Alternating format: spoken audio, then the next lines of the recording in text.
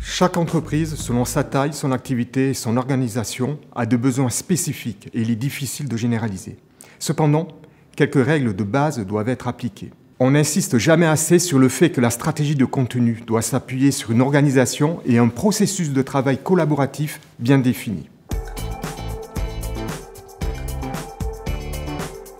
Il est important de désigner un content manager, externalisé ou non, chargé de constituer une équipe, que l'on appelle la team content, qui participera à la construction de la stratégie de contenu. Cette personne devra orchestrer les décisions et sera garant de la ligne éditoriale. L'équipe, quant à elle, doit représenter l'ensemble des activités transversales de l'entreprise avec des expertises spécifiques.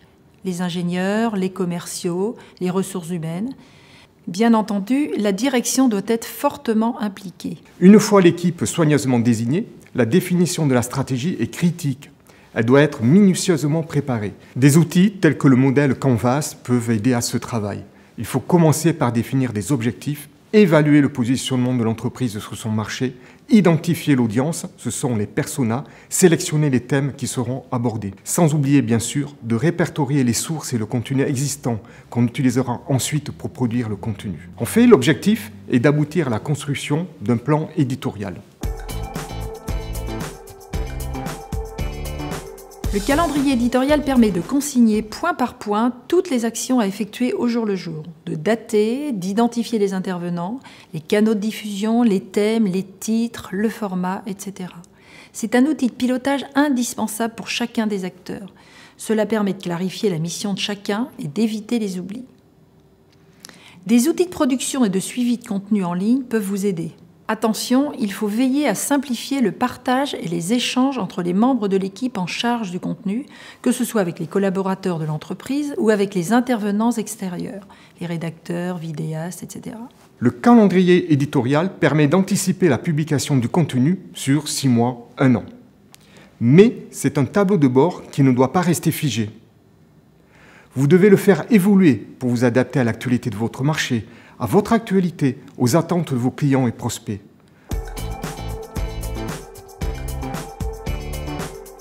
Mesurer l'efficacité du contenu produit et diffusé est essentiel. À chaque objectif visé, il faut attribuer des indicateurs clés de performance. Par exemple, si votre objectif est la génération de prospects, il vous faut suivre des indicateurs tels que le nombre de formulaires renseignés, de téléchargements, d'inscriptions, de taux de conversion, selon le type de campagne que vous engagez.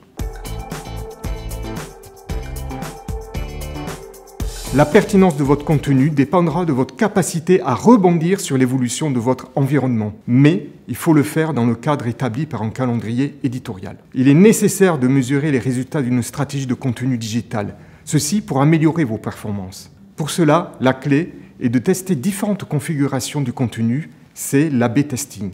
Au gré des résultats, il ne faut pas hésiter à adapter son approche pour améliorer son efficacité.